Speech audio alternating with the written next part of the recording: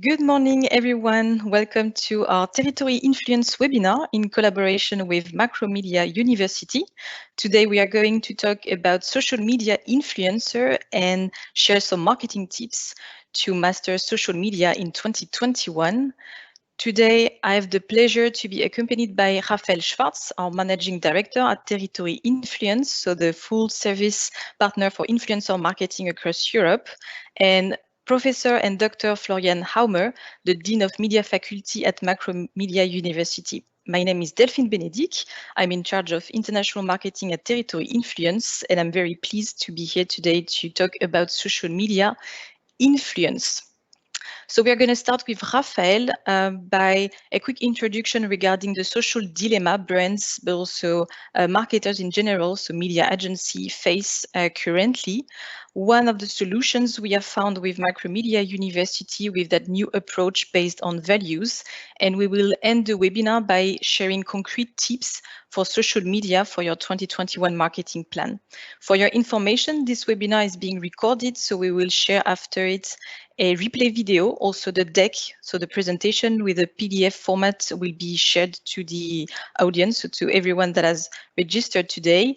And at the very end, we will keep 15 minutes approximately for a live Q&A. So in case of questions, please use the Q&A section that is available on your Microsoft Teams window. Please put anything that comes into your mind throughout the webinar, and we will take a couple of them at the very end. If we are lacking time, no worries. We can, of course, reach to you after the webinar and have also one-to-one sessions to check on your personal cases and answer all of your questions with our Territory Influence and Macromedia experts. So let's start with the dilemma for brands and the introduction with Rafael Schwartz. Thanks a lot, Delphine. Yeah, to set the stage, I'd like to talk a bit about the context of influencer marketing in 2021. So while influencer marketing is certainly very much en vogue right now, with brands from really various sectors integrating creators and influencers into their media plans, COVID-19 has clearly accelerated this trend last year, with consumers spending much more time on social media, and also with marketing teams reallocating budgets from other tools like experiential marketing, like events, in-store, but also out of home, towards digital and social. So I do expect actually this trend to continue and even further accelerate with the upcoming changes to privacy regulations, to third-party data, and that should drive further budgets into social and influencer marketing. However, many marketing teams and also many agencies still struggle with the jungle of available platforms, with all the different types of content that can be produced, and all the innovation that's going on, both in terms of new platforms coming up, but also new features being available for content creators and brands to use. But many also still struggle with the different types of creators and influencers. So the question is really, which type of profile, which type of influencer should brands actually work with? So for that, we did actually initiate a basic influencer profile that is pretty much based on the number of fans and followers, and that has been established the last years in the industry, using a basic typology from nano influencers who are basically grassroots consumers, normal people with very few fans and followers on social media, to micro influencers, which are really interesting class of influencers because they start to have sizable amount of fans and followers on social media. They are also really becoming highly experts in creating nice content and create really nice engagement levels with people that they still mostly relate to personally. And then to the classical macro influencers or professional influencers who actually have it as as a job to create nice content and get paid by brands for partnerships, up to the stars and celebrities that are really famous, not only in social media, but also offline. Now, increasingly, actually, the pure size, the pure number of fans and followers is not the most important criteria anymore. So we see a lot of brands realizing that engagement is actually equally important. Not only looking at the pure number of fans and followers, but also at things like audience quality, at average engagement rates. And we've been really, for the last years, using a lot of other KPIs, both quantitative and qualitative in our work for brands to make sure we find the right influencers. And the other thing which is helping that trend is that organic reach actually is not that super relevant anymore, given the fact that you can very easily and very cost efficiently boost the best influencer content. And that you have all kind of options to retarget or create lookalike audiences. So organic reach becomes less of a priority, and other things like engagement, like the ability to drive traffic to e-commerce, like brand or category fit, becomes actually much more important. And collaborating with Macromedia University, for a couple of years now, we realized that we can combine some of these more maybe qualitative criteria into a new influencer typology model. And it's really my pleasure to hand over to the Dean of Macromedia University to explain why this is so important for brands and marketing, how we conducted a really groundbreaking research end of last year, with more than 46,000 influencers and creators, and to talk about the implications for brands and marketing teams. Florian, the stage is yours. Thank you, Raphael. Welcome everyone. So I'm also very excited to share with you our insights about influencer typologies today.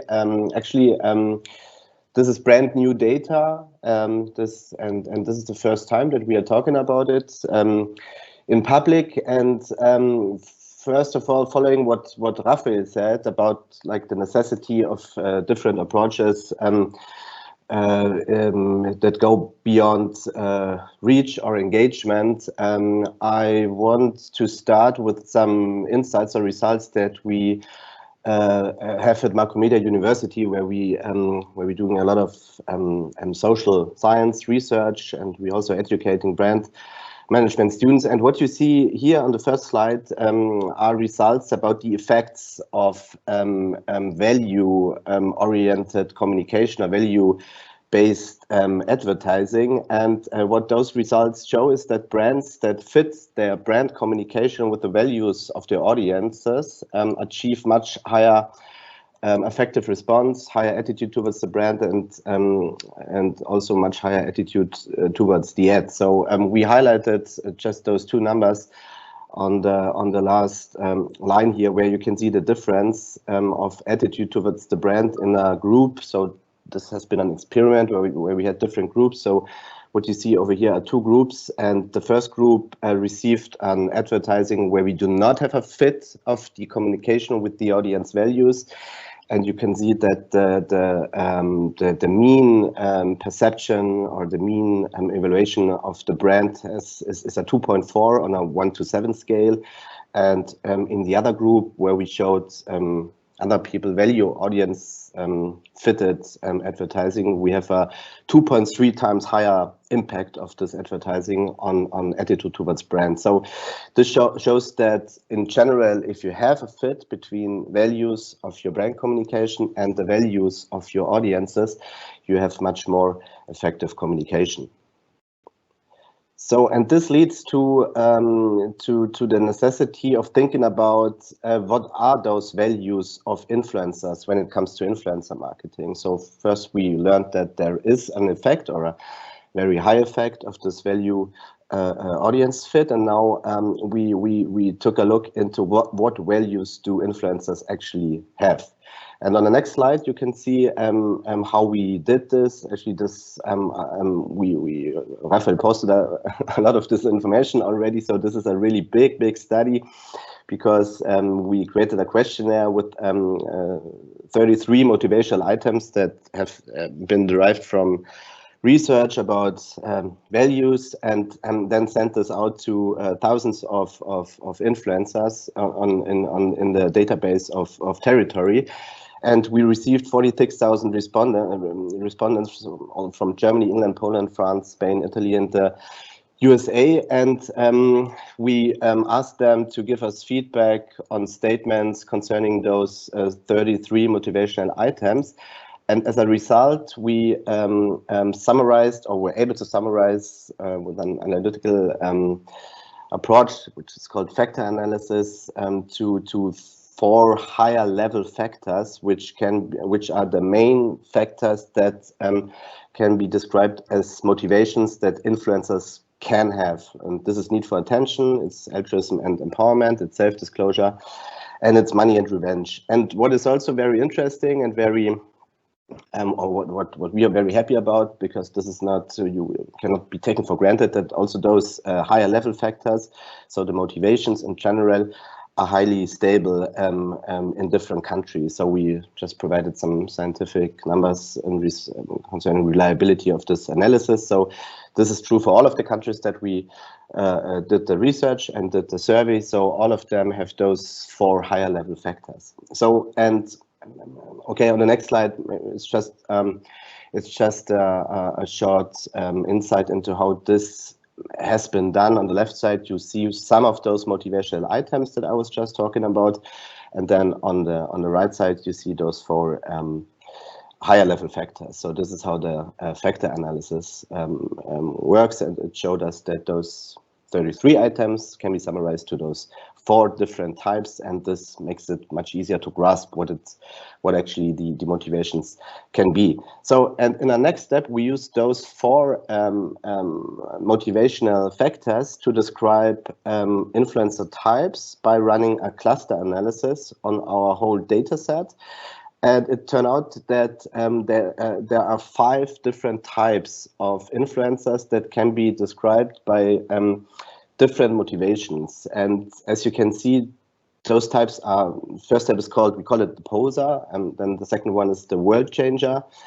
Then we have the expert, we have the rationalist, and we have the storyteller. And as you can see on those numbers below, those labels of those 5 types, they are also not evenly distributed in the population. So we, for example, we have more posers in the influencer community than we have world changers or storytellers.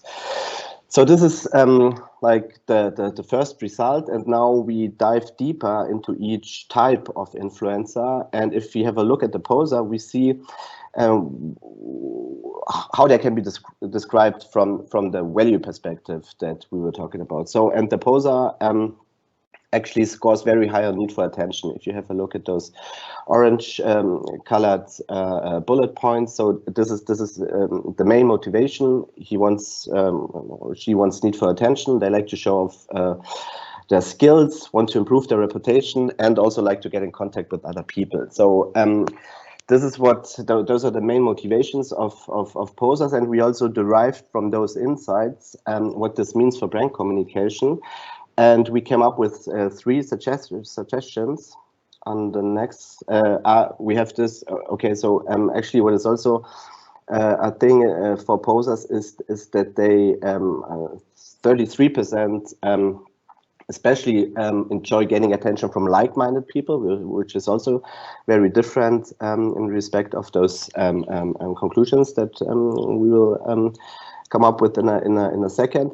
And they like to share their experiences to guide product decision making. And we also had a look at the platforms, at the preferred platforms. And so first of all, it's important to know, and probably not very, it's not very surprising. So actually all of the types have Instagram as their main platform, but so this is why we made this ranking, to have a look at other platforms that might come up and might, I don't know, emerge maybe for those specific types. So next to Instagram for posers, Snapchat is the most commonly used platform. That's probably maybe also because it fits their style and values and type of influencing. So now on the next slide, we have we thought about what this means for brands, and especially one thing is also in contrast to other influencer types, what we will talk about in a minute, poses are not limited to specific content types. So you know that we also have different content types, and we also checked for do different influencer types prefer different content types? For example, video content, sharing things, commenting, fact sheets or whatever. And they're very open to all of the content types as long as they support their needs for attention. So which is an interesting fact, I think, in respect to brand communication, because they're not limited. And we also said that brands should value them and provide, when they work together with this type of influencers, some benefits, for example, invitations to events or whatever, that help to boost the reputation of the influencer because of this type, because this is what he wants and what he needs, and in order to have a good collaboration with this type of influencer, it would be good to provide those kind of benefits, whatever they are. We called events as one example. And I think Raphael wanted also to talk about like the social boost thing about in context Absolutely. of this type. Yes. Yeah, thanks a lot, Florian. Yeah, another interesting element for collaborating with those type of influencers is that since they are all about showing off and attention seeking, they are very happy with brands asking to boost their content pieces, because it helps them basically reach out to more people. So that's a great opportunity to create a win-win situation for both the brand and the creator. To set some budget aside for boosting some of the best content pieces, to improve the overall online reach of the campaign, but also really work cost efficiently, because those type of influencers are really eager to raise their awareness with fans and followers. So to illustrate that type of influencer, we also wanted to show 2 case studies to make it maybe a little bit more, actionable and practical. So the first one is a campaign we've conducted for the coffee brand Lavazza in Germany, where we worked with 6 of those, poser profiles. The brand objective here was really to stage, beautiful people in beautiful urban locations, presenting, Lavazza iced coffee as part of their lifestyle. So with that objective in mind, obviously that type of persona was a great fit for the campaign, because they're all about showing off. So they create beautiful content. They love to be seen in beautiful places and talk about their lifestyle. So it was really a great match, and help to work with the perfectly fitting influencer types. But also it enabled us to work with maybe not the biggest profiles, but given the fact that also the brand, provided us with budget for content boosting, it really allowed us to work in a very cost-efficient way and create a higher engagement, thanks to working with some more authentic micro-influencers and lower macro-influencers. But also it helped us to lower the average cost per contact, thanks to the boosting of the best content pieces. The second campaign case we wanted to talk about is for Schuled Labs Heated Razor, which is a super premium luxury product that has been launched across Europe last year. And we had the pleasure to conduct a campaign in UK, Germany, and France to engage with very niche, premium male audiences and drive them to e-commerce and TTC web shops. And again, given that particular product and positioning, we were able to find most of our 240 micro-influencers within that poser category, which works in general really well for luxury brands. So our influencers created amazing content, mostly on Instagram, but also on LinkedIn, presented Heated Razor as the perfect Christmas gift, with an outstanding engagement rate of more than 15%. So another example where the brand and influencer fit really delivered great results for a premium luxury brand. So moving to the second category of influencers, I'll hand back, Florian, to you to explain what they're all about. Yes, thank you. So next one is the world changer, and as you can see, this is here's a much smaller share in the overall community of influencers compared to the poser, and he is highly motivated by his altruism and also empowerment. So empowerment means he wants to empower other people in order to do good things, to buy the right products, and also I would say also even to convert maybe their community in order to do the right things, and they support, so almost all of them want to support good brands, so what is good in their eyes, so which is important maybe to mention. And another thing is that they're really driven by the power also that they have on their community in respect to doing things or changing things for the better. And also very interestingly from my perspective is that they are very or we find a lot of world changers on Twitch, which might be surprising because maybe Twitch is still to some extent underestimated and thought to be maybe limited to the gamers community. But as you probably know, this like just chatting category is the biggest category in Twitch for quite some time now. And I think actually it is, if you think about it, it's not that surprising because on Twitch you have a lot of room to talk about things thoroughly. So because people are streaming for hours and followers are sitting there for hours and listening to what Twitch streamers say. And so especially for world changers who want to have impact, who want to talk about good things and maybe also to convince people, they need room for their arguments and for discussions. And so Twitch is an interesting platform for this type of influencer.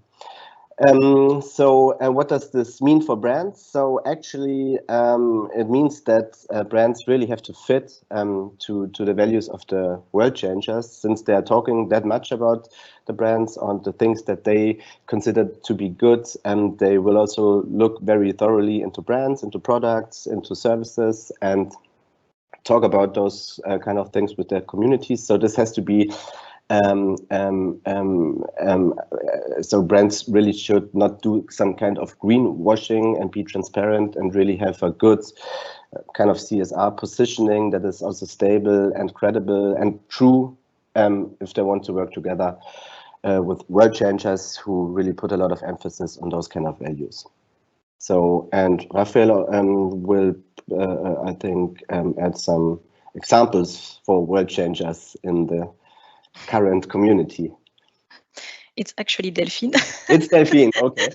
But that's fine.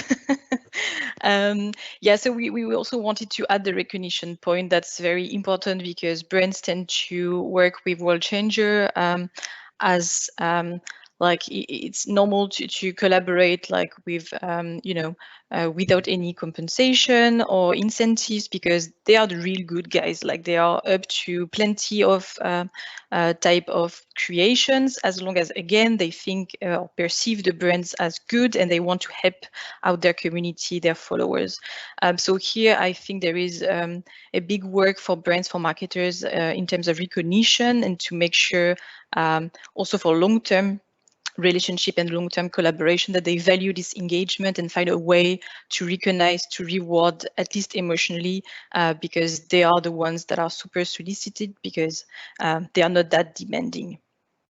So we also have two case studies here to show you concrete examples. The first one is coming from Deleuze, so that's a Belgium retailer. We work with them through annual plans and through a ambassador community. In that case, the objective was to raise awareness about the Deleuze engagements toward, sustainability, environment, less plastic, those engagements. So here we selected 850 nano and micro influencers, so they were not paid, zero incentive, but we made them live an experience. So we sent them some products including Unilever brands, especially Love Beauty and Planet, shampoo, and Be Better, which is a bottle of water, but actually without the plastic, so it's a box. And they had to take on the River Cleanup Challenge, which is actually a sustainable event that took place September 2020 in Belgium. So we recruited those participants to clean rivers. So we also provided gloves, plenty of educative flyers. We really invested like education, dialogue, and this intensive process to make them real ambassadors of not only Deleuze, but really their engagement, their sustainability engagements. And to do so, we had some profiles, especially here you have a micro-influencer, Balanced That Happiness, which was really well represented at Typology because she is an advocate of healthy and sustainable lifestyle. She's supporting super regularly brand CSR. She's advocating the zero waste. So she's on a daily basis doing actions and publishing about those actions to really influence her community, also in terms of buying the right product. So in that case, it was going to the Deleuze shops and to select some of the Unilever brands like this shampoo and water that were aligned with her values and with her actions. So in total, you can see here the results were pretty impressive versus the number of influencers, and this was benefiting not only the retailer but also the brands at the end. Another case study, a quick one regarding, so Basmi is a French startup. So here it's a completely different story. So we had to find a world changer that was more into supporting local brands. So in that case, made in France. And also, supporting very innovative products. So here, high tech. So 30 nano micro influencer, again, not paid, really lived the experience, published their experience on social media. Here we have the perfect example versus the favorite channels Florian mentioned with Instagram, but also Twitter and Twitch. So in Twitch, the chat was really the place to be to explain what was the product about and the origin and the production, like the processes, and what was the brand at the end and why this person was advocating that new high-tech good. And at the end, so we got over 60 content, so very like high quality, authentic content that really made their community life improve in terms of gaming, music, movie experience. So it was really like a win-win situation, helping out brands like they naturally do on their social media, and also providing a real tip, a real service to their community. And let's jump into the next experts. Yes, the expert. So, okay. Yeah, I am again on the expert. So what the expert is a little bit similar to the world changer that we just got to know, but so because he's also has high motivations in respect to his altruism and also his need for empowering other people is a very important motivation for him. But other than the world changer, he also has a high need for attention. So this is the main difference, that he scores high on 2 of those main level factors that we showed at the beginning. So he also wants to improve the products that he likes and also likes authentic communication.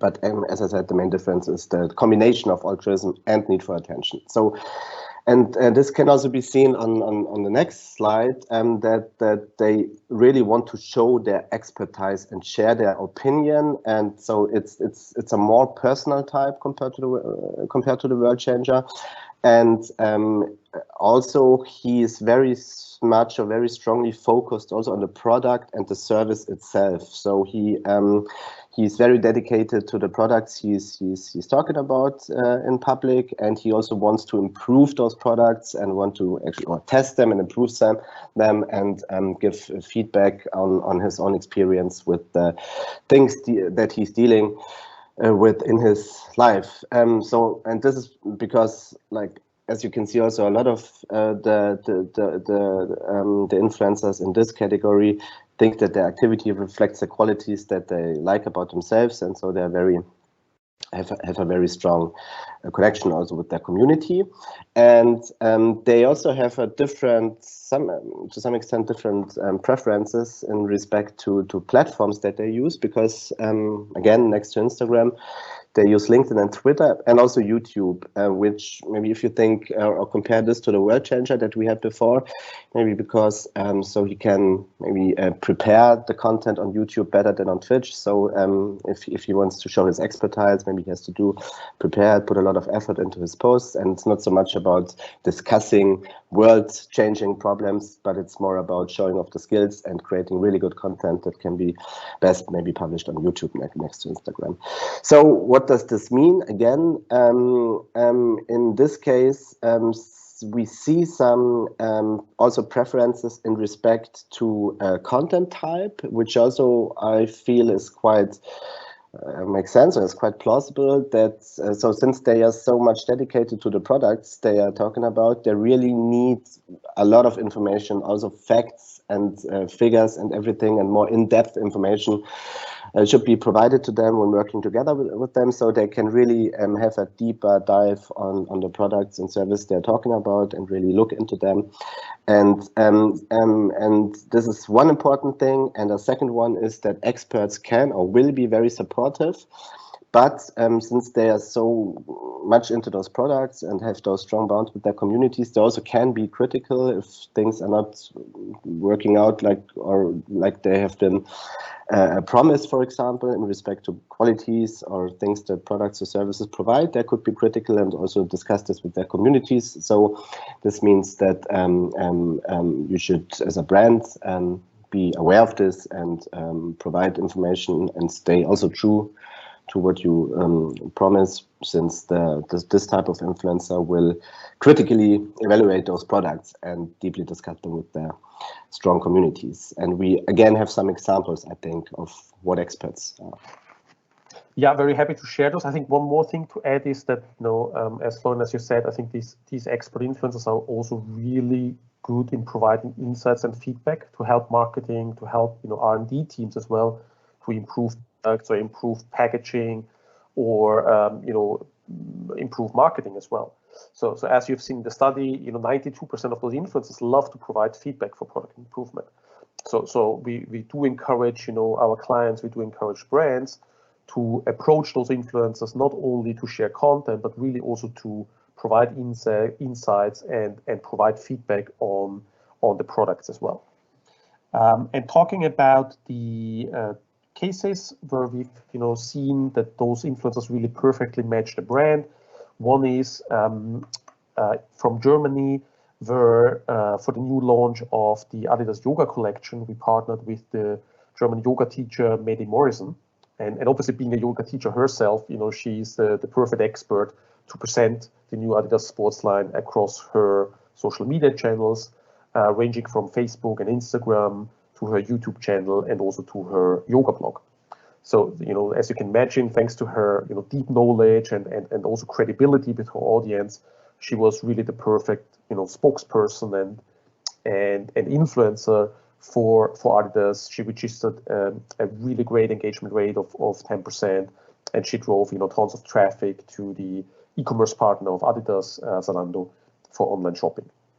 I think also good to point out that we extended this campaign also again into print and digital through the support of our parent company G&J Gruner & Jahr in Germany. The second case I'd like to talk about is from Hungary, where we again leverage the power of that expert typology with the introduction of 4 new flavors for the miso milkshake. Here we activated 2,000 nano influencers to introduce those new flavors of milkshake, and again used some of the tips that Florian was talking about. So we provided them with lots of behind the scene information, with really facts and figures, with insider data, through online tutorials, through offline briefing guides, through printed brochures that really empowered them to then talk about these products to their friends and also share great content online. But the other thing we did in this campaign is that we divided those nano influencers into 4 teams, each one headed by a professional chef. So what you see here is one of the chefs called Gorbe Palko, who is quite well known in Hungary, who was leading the team Chocolate. So they, really created, thousands of videos and pictures on Instagram and on YouTube with 11% engagement rate. So again, you see that expertise and that credibility, but also that passion that obviously, this chef has for cooking and for creating recipes was really transmitted to the audience, and they reacted super positively about it. And plus, he was able to actually really create excitement among his team of, nano influencers. So that's a mechanic we use quite often, where we mix, different type of influencers, and we have some sort of role models or team leaders for a group of nano influencers, and we use that very successfully in the campaign for Miso Milkshake. So moving on to the 4th category, the Rationalist. Yes, thank you, Raphael. So I would say that the 4th category, the 4th type of influencer, is to some extent, again, a little bit similar to the expert, but his main motivation is money and justice, which is like a new factor. We did not talk about this until now. So this is the strongest factor for the rationalist. So he wants to earn money, and also justice in respect to he will provide or talk critically about things that he feels that are unfair or bad. He will talk about this, and this comes from also his professional perspective. Probably you know that actually the followers of most of or of all of those influencers, especially of the rationalist, also have really very high expectations in terms of overall quality of the communication. And quality does not just mean formal quality or quality of videos or pictures, but also quality in terms of journalistic standards, we could say. So they want the things to be true, they want the things to be critically discussed, and the audiences have those expectations in respect to the influencers, and the influencers know this, especially the rationalists, and so they have to provide this kind of high quality content, and they're very dedicated to do so. So if we look at the deeper numbers, so actually for rationalists, they are kind of professionals, and they really define social media as part of themselves. This is the thing that they do in life, and it's not just a thing where they go when they want to say something, but they really integrate this into their lives. And as I said, have a really, most of them, professional attitude in terms of quality of what they create. But they want to monetize this kind of awareness, and or at least generate some incentives, and this is important to them.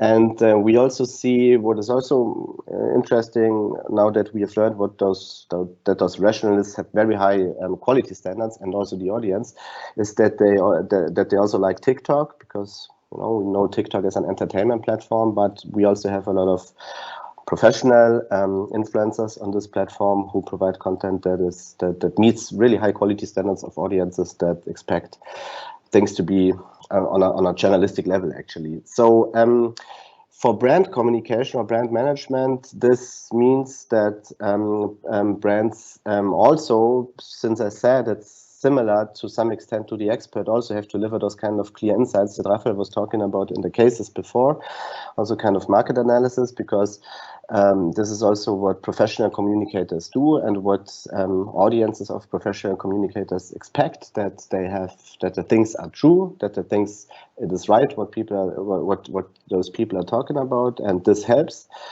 rationalists to do so, those kind of informations. And we also said that brands need to prepare to work with, or if, since those people are real professionals, they need to be prepared to receive honest feedback, and sometimes even counter proposals from rationalists, because they are dedicated to the audiences and want to stay true with them, and also want to look at things from different perspectives to show an overall picture. So this is what I think is important for brands. And we this last bullet point I don't know who's talking about it, Raphael or Delphine, or should I just summarize it? Delphine? Yes, sorry. Yeah, so quickly here, because they have those expectations, they see influencer marketing as a job. Of course, negotiations can be part of the collaboration. So brands need to be prepared, or at least have an agency middleman to take care of those tough negotiations, especially in a very competitive market when the offer is super high. Also quickly, so 2 case studies. So we have here for Push, the Paco Rabanne case in the context of the World Cup. So we teamed up with the football star Kevin Trapp.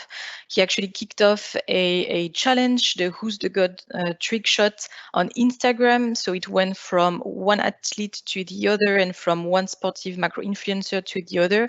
At the end, it really got viral because their own fans, their community took over the challenge and also published their experience and their content on Instagram especially, resulting in 3.4 million impressions.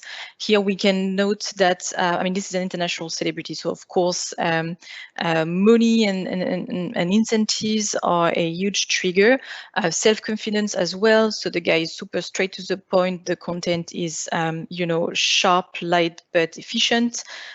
Content is high quality, so you can easily leverage it for media, which was actually the case with that German media, because the campaign happened in Germany for the World Cup with 11 Freunde.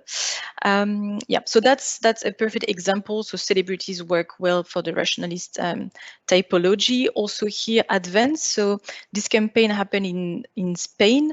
We also had an equivalent in France. Here, 8 macro influencers, including that Albert Instagrammer, had for mission to really spread the word about that brand. So the Advance from Affinity, the pet care brand. Also here, what was very interesting is the lead generation objective, because you have those influencer working as like a job. You can really talk about business. You can really be clear about your business goals. And here it was about e-commerce and getting, you know, direct transactions from the content to driving traffic to the website and getting actual conversion.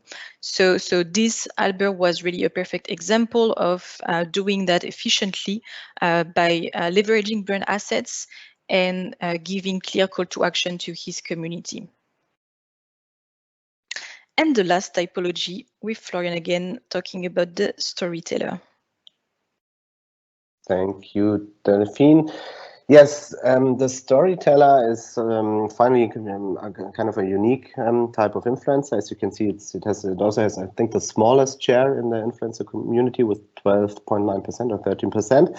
And he is mostly motivated by a need for self-disclosure. So he wants to show his life. He puts a lot of effort into his posts. He also likes to entertain an audience and wants to share his personal experiences. So this is what the storyteller is like from a motivation perspective.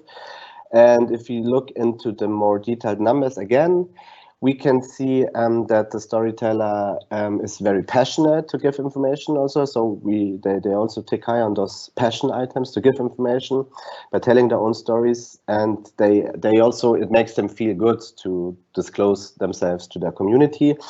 And 86% of the storytellers say that many of their followers think of them as a good source of information.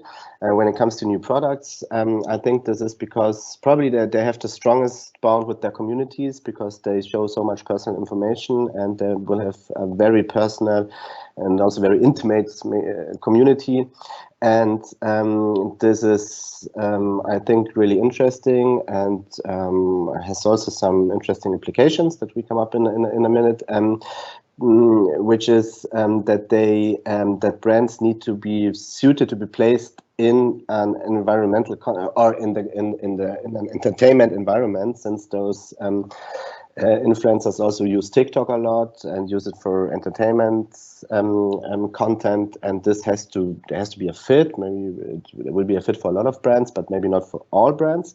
And a major thing is that I think brand managers should be aware of is that storytellers create probably brands will lose control to some extent to what is happening to their brands within the stories of the storytellers. So because we do not know what kind of stories they will create, maybe they have an interesting life with a lot of new experiences and things they explore, and they will use the products and put them into those contexts of their lives and tell stories. And so this is actually good from one perspective because it is very authentic communication. It will have a strong impact on the audience of the influencers because the bounds are that strong, but actually we lose control to some extent. So we should be aware from a brand management perspective that this is the case, and should, as we said, allow storytellers to tell their own stories by giving them the creative freedom to do so. Yeah, I think that's really critical, and we've seen that in many of the campaigns we've done. If those type of influencers don't have the creative flexibility and freedom, they will really not be able to express their recommendations in an authentic way. So it's really critical for brands and marketing teams to acknowledge that and allow those creative freedom. But storytelling in general is a great way to increase virality and boost word of mouth. So we do try to integrate that in all of our campaigns, but it's especially key for that type of creator. And again, providing you with two concrete cases. The first one is at the end of last year, we pushed the sales of the new Ravensburger Lamborghini 3D puzzle in the run-up of Christmas with the support of 39 micro and macro influencers in Germany. And here, I think, again, important to point out that we used our community of more than 4 million registered and qualified influencer profiles to really filter out the perfect match for both family and millennial target groups. So again, we predominantly focused on that kind of storyteller profile because with that sort of product, you need to be able to tell a story. It's just you cannot explain the passion that people have with puzzles if you're just doing a photo and you just show the product. And it really allowed us to work with some of the most creative talents here. So we had some of the great TikTokers who were able to create videos that really resonated well with their audiences, who presented the whole story about why they love puzzles, how to actually approach puzzles, what they did in a super authentic way, and also used Instagram to really create and stage some of these stories, as you can see in the pictures that we are showing here.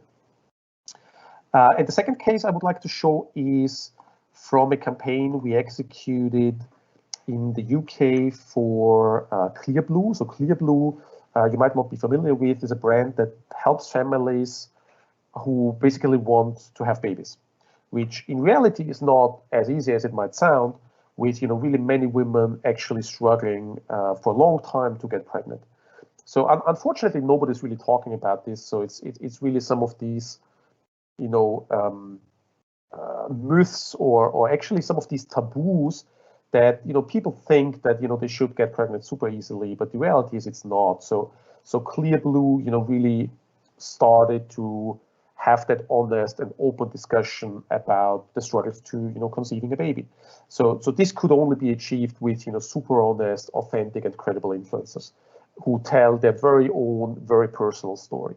So we helped the brand in identifying 7 female influencers in Germany and the UK who really actually had problems in becoming pregnant, or who still had problems in becoming pregnant, or who were willing to share those stories, mostly on Instagram and on YouTube through longer videos and through Instagram stories, and really tell their very personal, very emotional journey to conceivinghood.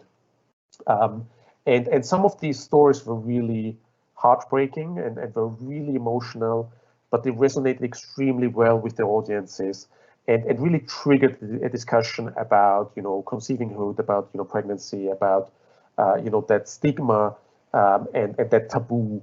And it really helped to initiate an open discussion online And best of all, actually, 3 of those influencers finally got pregnant thanks to the help of Clearblue, and celebrated that with their friends, which was a super emotional moment for both the brand and the audiences.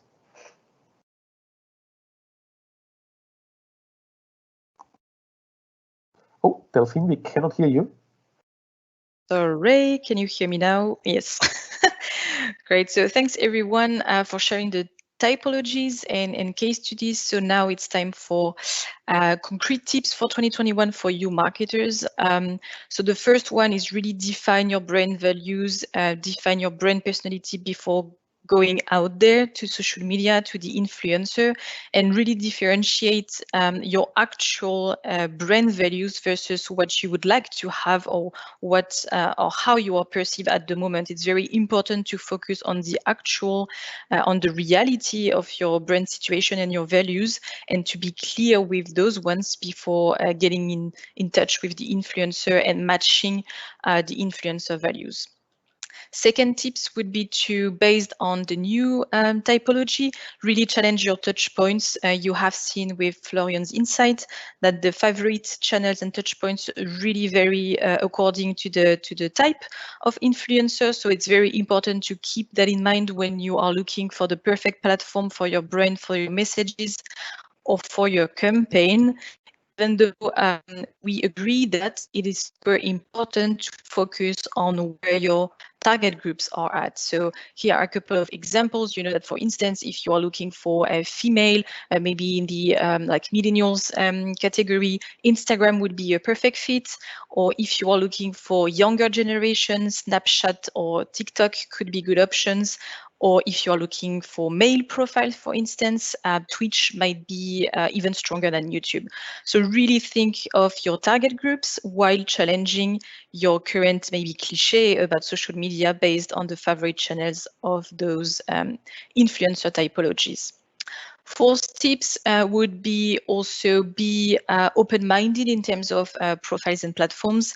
We know that it is through complementaries, through synergies, through various types that you can achieve your various goals. So as a reminder, the value-based approach is something that you need to cross-check with the audience-based approach that Raphael introduced earlier. So the nano, micro, macro, star. So those are to be combined to put in place the perfect campaign and to achieve your goals. So you can also play with those different typologies. And of course, multi-platforms would be key to, for instance, achieve awareness of virality, but also conversion. So here again, you have a couple of examples. It can be like for a video purpose, playing with YouTube and Twitch to get the awareness, the reach, but also the engagement. So there are so many scenarios to play with that. Yes, that's another very important question to ask yourself as a brand. And the final, but not the least, beyond the mechanics, beyond the type of content, beyond the features that are available on those platforms, as soon as you have figured it out what is the best, the most relevant for you, the most effective, would be to focus on trusting your creators. We know that's hard to let go as a brand when you are used to have super precise, very detailed briefing for media purpose, for instance. But we know that to be authentic, to have proper conversion, to be accepted by communities, by the audience, to be listened, the expertise need to rely on the influencer, and not only for the expert category, but for any kind of influencer. That's more and more true and more important. Give the freedom, a minimum of freedom. Of course, you need to have the mandatories, the hashtags. You need to have some maybe swipe up links for Instagram. So the basics are completely fine, but at the end, in terms of execution and how to relay a message, how to produce a visual, it's super important to trust your content creators. If we have to summarize, so I think you guys have understood that the value-based method is super important for the effectiveness of your campaign. Together with Macromedia University, we have identified those 5 personas from the poser to the storyteller. So now that you have this information, please think of who would be the best, maybe one or a couple of profiles versus your real personality, your real true values, and also your objectives. So the collaboration can be maybe adapted for 2021. And of course, Territory Influence is at your disposal to help you out. So for any kind of typologies, we can help you. We have currently 2 types of platforms, so TR&D for the nano-micro that are unpaid, and in-circles for the professional influencer from micro to macro and star. So on those different technologies, platforms, and know-how, we basically can implement those new segmentations and really provide you the best fitting category. So really do not hesitate to challenge us after the webinar. We have on this chart our contact details. So really do not hesitate to brief us or to challenge us regarding what is the best type and where it should be relevant for you to address him, her, or her, and what to do basically with that in mind. That being said, so sorry that the time is super critical, 4 minutes left before the end, but we have plenty of questions actually. So if you have more, of course, do not hesitate to keep adding your questions to the Q&A. We can also answer them after the meeting per email, per phone. Again, you have our contact details. I suggest that we still answer a couple of them. So maybe let's take the freshest one. I can already super quickly answer the should influencer be seen as entrepreneurs? Actually, I think the answer would depend in here with the new typology. So the value-based approach, we have seen that the Rationalists, for instance, are pretty good entrepreneur in the spirit, in the way they collaborate with brands, in the way they are driven, triggered. So yes, I would say Rationalists can be associated to entrepreneurs, at least in terms of spirit and attitude. This might not be the case for every type. For instance, world changers are really not entrepreneurs. They are the true gooders that are no intention to earn or win anything.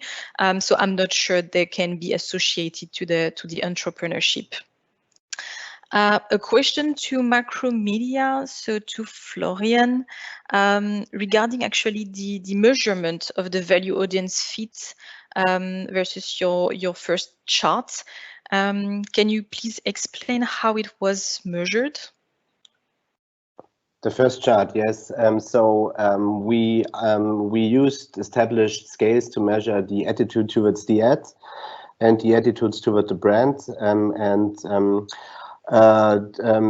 the overall effective response. And those are like validated instruments that are used in marketing measurement, and they have different items that go from, on a Likert scale, from 1 to 7, and so people they just take or answer, respond on those scales and tell us how did they perceived the ad, and then we calculated a mean score, which I presented on the slides, which was actually just between 1 or 7, and the mean scores for the group that have seen the ad with where we had no fit with values of the audiences was much lower than the fit where we had the ads with the fitted values, and those are compared means, or actually on the slide it's not means, it's medians, because we had to use a statistical test because the data was not normally distributed, so you need to have those medians, and this is what was presented on the slides and what the numbers indicated that we have shown. I hope this makes it a little bit clearer. Yes, thanks a lot. We have another question regarding, let me go through the question. I identified one regarding how we selected the influencer for our case study, so the territory influence ones. Actually, here it's super important to remind that this method is new in terms of segmentation. So the new persona called poser or expert or world changer are new and were done based on that survey we did with Macromedia University. However, it's not the first time we work with values. So this point is super important. We have always worked with values, be it on TR&D with our application methodology or with in-circles and our technology to diagnostic profiles and matching potential.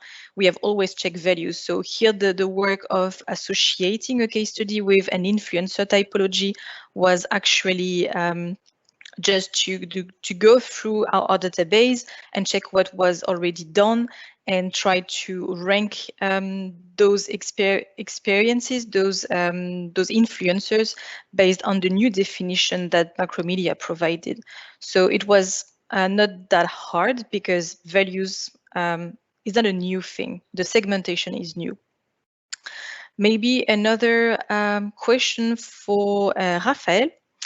For territory influence. So how do you distinguish between the real influencer versus the wannabe influencer who just are just paid for their followers as well as engagement?